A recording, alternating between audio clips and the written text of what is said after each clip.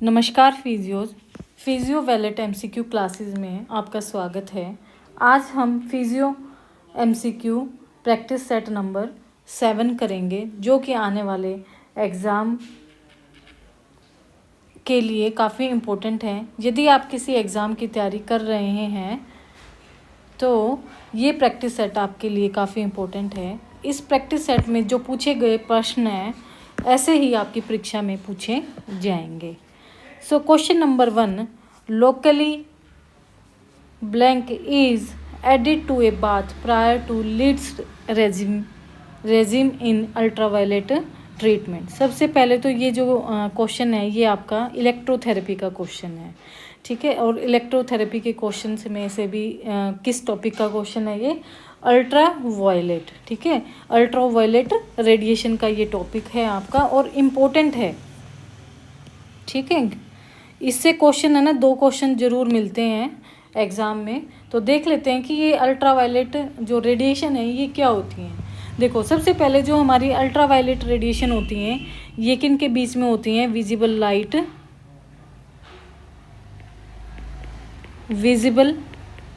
Light to x ray, ठीक है। सबसे पहले तो आपको यही पता होना चाहिए, इलेक्ट्रोमैग्नेटिक स्पेक्ट्रम से ये लाइट प्रोड्यूस होती हैं। देखो, कभी आपको जनरल नॉलेज हो कि जो बिच्छू होते हैं और बिच्छू के जहर से हम कुछ मेडिसिन्स बनती हैं, ठीक है। तो उन बिच्छू को कैसे पकड़ते हैं? क्योंकि दिन में तो बिच्छू दिखाई नहीं देंगे, तो बिच्छू को पकड़ने का एक ही तरीका सबसे ज़्यादा फेमस है, जिससे बहुत सारे बिच्छू थोड़े टाइम में पकड़े जा सकते हैं। तो वो पकड़ते हैं अल्ट्रावायलेट रेडिएशन से, ठीक है। और जैसे कि टेम्परेचर को मेज़र करते हैं, वो स्क्रीनिंग करते हैं, वो भी अल्ट्रावायलेट से टेम्परेचर चेक किया जाता है। या फिर आपने देखा होगा कि वेन्स को देखने के लिए आजकल काफ़ी अच्छी मशीनें आ चुकी हैं।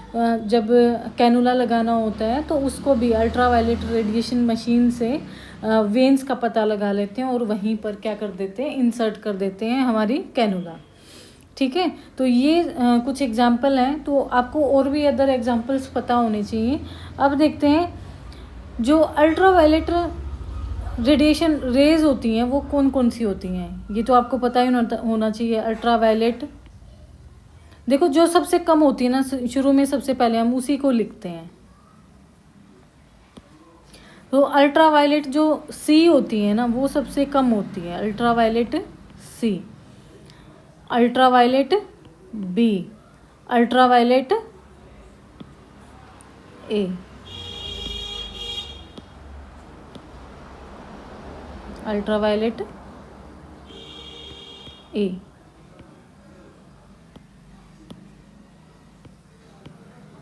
ठीक है। तो मोस्ट ऑफ जो यूज़ होती है वो होती है अल्ट्रावायलेट ए एंड बी। तो अल्ट्रावायलेट जो ए है वो कितनी होगी? 100 to 280 नैनोमीटर। ये 280 to 315 नैनोमीटर, और ये 315 to, सॉरी मैंने उल्टा लिख दिया।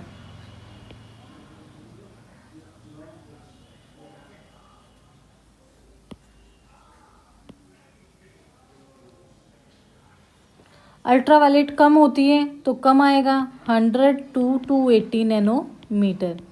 अल्ट्रावायलेट थोड़ी ज़्यादा होती हैं तो 280 to 315 नैनोमीटर। और अल्ट्रावायलेट एज इससे ज़्यादा होती हैं तो 315 नैनोमीटर टू 400 नैनोमीटर, ठीक है। ये आपके क्वेश्चंस में आ सकते हैं और ये याद करने की चीज़ें हैं, ज़रूर याद करना है आपको। इसकी वेवलेंथ क्या होगी? ठीक है, वेवलेंथ 400 नैनोमीटर टू 100 नैनोमीटर, ठीक है। यही वेवलेंथ है, ठीक है, 100 to 400 नैनोमीटर। और फ्रीक्वेंसी कितनी होगी? फ्रीक्वेंसी 10 की पावर 15 to 10 की पावर 17, ठीक है। अब करते हैं, हमने ये कर लिया है, टाइप्स कर लिए अल्ट्रावायलेट रेडिएशन के ये टाइप हैं। अब करते हैं क्वेश्चन अपना। Locally is added to a bath prior to leads regime in ultraviolet radiation. Option A gel, option B coal tar, option number C ice, option number D water.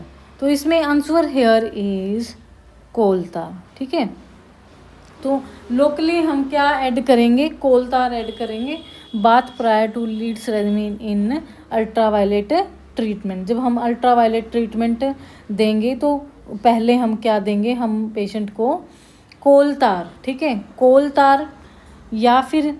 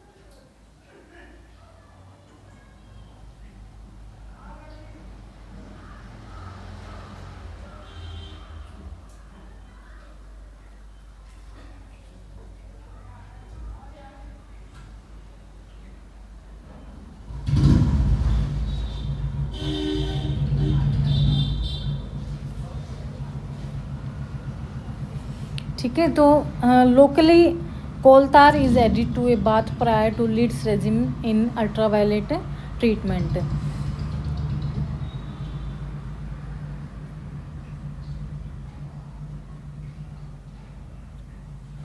Question number second करते हैं। Approximate latency period for E4 dose of UVR। So ये जो dose हैं, इन dose पे question आ जाते हैं। ठीक है, और जो ये डोज हैं, ये डोज किस में होती हैं, ये अल्ट्रावायलेट रेडिएशन में ही डोज दी जाती हैं। So option A 7 hours, B 5 hours, C 8 hours and D 1.4 hours. So approximate latency period for E4 dose of UVR। So यहाँ पे इसका जो latency period है वो होगा 1 to 4 hours latency period of E4 dose of UVR। Question number 3 है, wavelength of UV ultraviolet A is. ठीक है, तो अल्ट्रावायलेट रेज जो होती है वो ज़्यादा होती है, बी कम होती है और सी थोड़ी कम होती है। तो ये याद रखना। तो अल्ट्रावायलेट जो ए है वो ज़्यादा है, तो ऑप्शन ए 315 से 400 nanometer, B 150 nanometer, C 280 nanometer, below 280 nanometer, D 250 nanometer. So answer here is 315 to 400 nanometer. Question number 4, useful depth of penetration of infrared laser as. ठीक है, तो depth of penetration of IR। ठीक है, infrared laser, ये recently study में बताया गया है इसका आंसर। ठीक है, तो ये इम्पोर्टेंट क्वेश्चन बन जाता है। अभी रिसेंटली स्टडी हुई है और तब ये बताया गया है कि कितने सेंटीमीटर या मीटर या नैनोमीटर की डेप्थ ऑफ पेनिट्रेशन होती है इंफ्रारेड लेज़र की। So option A 30 mm, B 1.5 centimetre, D 30 mu metre. So answer here is 1.5 centimetre. इसको ना थोड़ा अपने नोट्स में भी लिख लेना। ठीक है, क्योंकि ये रिसेंटली स्टडी से बताई गई है। ठीक है, question number 5, which date celebrate the Pravasi Bharatiya दिवस। ठीक है, तो देखो प्रवासी मीन्स प्रवासी भारतीय और दिवस। प्रवासी का मीन्स है कि नॉन रेजिडेंट ऑफ इंडियंस। ठीक है, कि जो भारत में न रहकर बाहर रहते हैं, ठीक है, जो जैसे यूएस से रहते हैं या रसिया रहते हैं, यूरोप रहते हैं, अदर कंट्री में जो रहते हैं, उनके लिए ये दिवस मनाया जाता है, उसको हम बोलते हैं प्रवासी भारतीय दिवस। तो ये कब मनाया जाता है? ऑप्शन ए 9 जनवरी, बी 1 जून, सी 2 जनवरी, डी 1 फरवरी। So answer here is 9 June, ठीक है। तो 9 जून को ये दिवस मनाया जाता है, प्रवासी भारतीय दिवस। और किस ओकेजन से मनाया जाता है ये? देखो 1915 में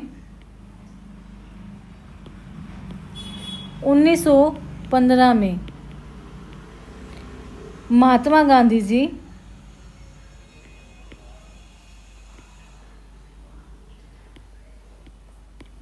गांधी जी साउथ अफ्रीका से भारत लौट कर आए थे, ठीक है। और कहाँ, कौन से बंदरगाह से लौटे थे? मुंबई। तो उनके इस यादगार में इस ओकेज़न से ये दिवस मनाया जाता है। और ये भी आ सकता है कि प्रवासी भारतीय दिवस ओकेज़न ओन। तो आपको बताना है महात्मा गांधी जी, याद रखना कि 1915 में महात्मा गांधी जी साउथ अफ्रीका से इंडिया लौट कर आए थे, भारत लौट कर आए थे, ठीक है। क्वेश्चन नंबर 6 है, which formula states joules law, ठीक है। ये क्वेश्चन आ जाता है एग्जाम में। सो option A H = R2IT, B I = QT2, C H = 1 2, 1 का स्क्वायर है ये, ठीक है, I²RT, D H = IT²। So answer here is C, H = I²RT। तो यहाँ पे H क्या है? H है आपका जूल्स लॉ, हीटिंग इफेक्ट, ठीक है। Heating effect follow current, electric current, ठीक है। जब अगर हीटिंग इफेक्ट होगा तो इलेक्ट्रिक करंट होगा, ठीक है। और वो क्या करेगा? फॉलो करेगा through resistance apply equal to time, ठीक है। तो ये आई क्या है? हमारा इलेक्ट्रिक करंट है, आर हमारा रेजिस्टेंस है, और टी हमारा इक्वल टाइम है। क्वेश्चन नंबर 7 है, 1 gram of ice at 0 degree Celsius require 336 joules of energy to be converted into 1 gram of water at 0 degree Celsius, ठीक है। तो ये क्वेश्चन एग्ज़ाम को मुश्किल बनाना होता है ना, तब ये इस टाइप के क्वेश्चन आते हैं। तो दोनों ही तरीके के आपको क्वेश्चंस करने चाहिए।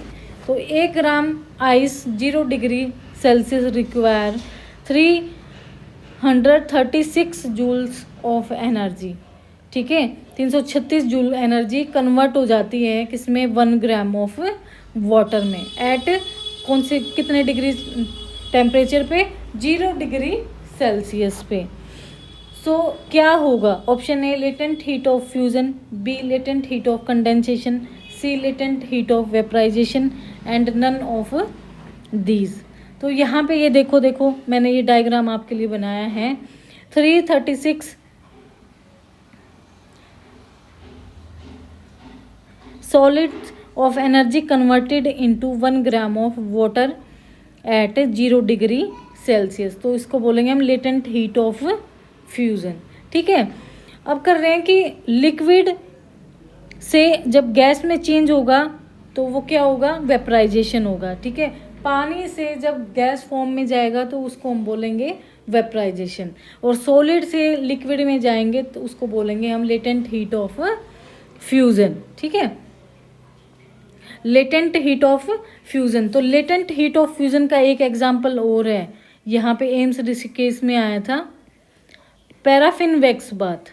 अभी बता देती हूँ, कभी मैं भूल जाऊँ। पैराफिन वैक्स बाथ क्या होता है? सॉलिड होता है, ठीक है।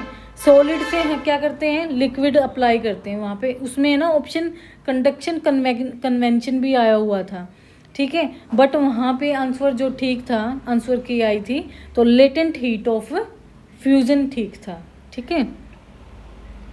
तो यहाँ पे क्वेश्चन क्या बनेगा कि 336 joules of energy to be converted into 1 gram of water at 0 degree Celsius. तो लेटेंट हीट ऑफ फ्यूजन आएगा या लेटेंट हीट ऑफ वेपराइजेशन आएगा?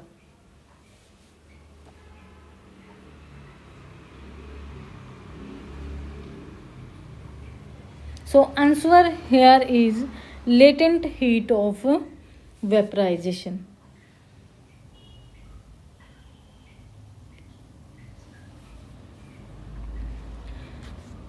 Question number 8. The thickness of wax layering in a paraffin wax bath should be at least. ठीक है, तो क्या बोलते हैं? Option A 9 mm, 9 mm, B 11 mm, C 2 to 3 mm, D 6 mm. So answer here is 6 mm, और अगर 6 to 8 आ जाते हैं तो वो भी आपका राइट होगा, ठीक है। पैराफिन वैक्स बाथ अगर हीट ट्रांसफर पूछ लेते हैं तो latent heat of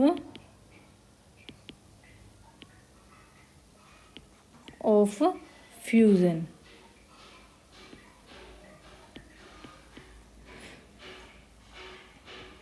question number 8 in orthodromic sensory conduction, ठीक है। देखो दो सेंस होती हैं हमारी, एक तो है ऑर्थोडोमिक और दूसरी है एंटीड्रोमिक, ठीक है, orthodromic and antidromic. So stimulation site बतानी है कि ये स्टिमुलेट कैसे करते हैं, distal to proximal, proximal to distal, इस तरीके से आपको बताना है।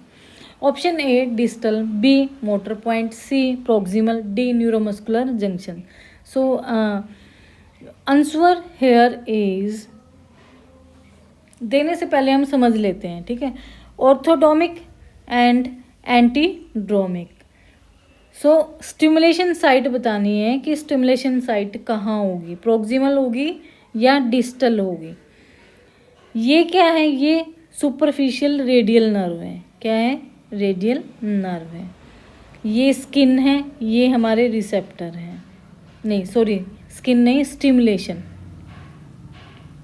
स्टिमुलेशन, स्टिमुलेट होंगे फिर रिसेप्टर, ये जाएंगे हमारे मैटर में, और मैटर से फिर दोबारा रिस्पॉन्स आएगा कहाँ पर, मसल में।